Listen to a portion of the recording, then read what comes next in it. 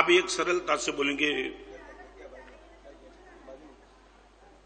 माना से वो लक होगा, लक। अब यही आखिर तो जॉब कोई आएगा ना। लक बोलो, किस्मत बोलो, नसीब बोलो, पुण्य बोलो, सबका मीनिंग है कि there is invisible force. Okay, अभी मैं आपको पूछना चाहता हूं, सच बोलो, जो आप बोलते हो कि माना साहब ये बात ऊपर से बैठती है, अंदर तक नहीं बैठती है। अभी आप अंदर बैठे, ऐसी ताकत आप रखो। करोड़ों लोग पढ़े लिखे जबरदस्त ताकत वाले, इनके वहां नौकरी के लिए बस हाथ जोड़ के बैठे और अनपढ़ आदमी सबको हिला डिला, तो आप इनका जवाब देंगे क्या?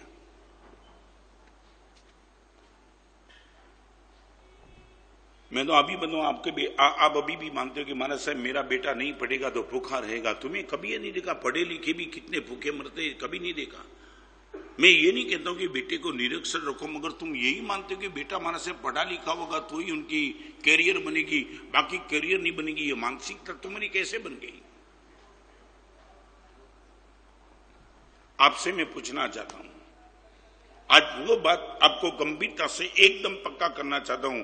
पक्का कर लो कि सफलता, संपत्ति, स्वास्थ्य, संबंध, सत्ता, जो कुछ भी आप सुख मानते हो, कई लोगों के मन में सुख संपत्ति है, कई लोगों के मन में सुख सत्ता है, कई लोगों के मन में सुख संबंध है, कई लोगों के मन में सुख की डेफिनेशन स्वजन है, कई लोगों के मन में मनता कि होता है महाराज साहब सौंदर्य व सुख की डेफिनेशन। आपकी डेफिनेशन जो भी हो, संपत्ति हो, सत्ता हो, स्वजन हो, सौंदर्य हो, स्वास्थ्य हो, आप जिसको भी सुख मानते हो, वो सुख का रूट क्या है?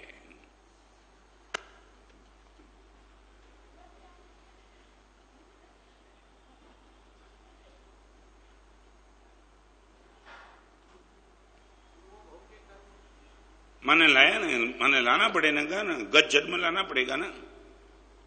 आप यदि ये मानते हो, मैं ये नहीं कहता हूं आप नहीं, आप यदि यही हार्टली मानते हो, ऊपर से नहीं, डेप्थ तक आपके मन में बात बैठ गई कि गुरुदेव निश्चित तौर से गज जन्म की कोई अच्छी बैकिंग है, और इसलिए गुरुदेव कम पुरुषार्थ में ताकत कम होने के बावजूद जहां भी हाथ डालता है वहां सफलता लेके आता है। बोलो क्या लगता है? फिर आगे चलना चाहता हूं। हा? तो अभी एक बात आपसे कहूंगा, यदि ये बात आपके डेप्थ तक बैठ गई, गुरुदेव सुख का संबंध पुरुषार्थ से कम है, पुण्य से ज्यादा है। मैं पुरुषार्थ का विरोधी नहीं हूं, आपको बाजार में जाना ही पड़ेगा, घर पे पैसे नहीं आएंगे,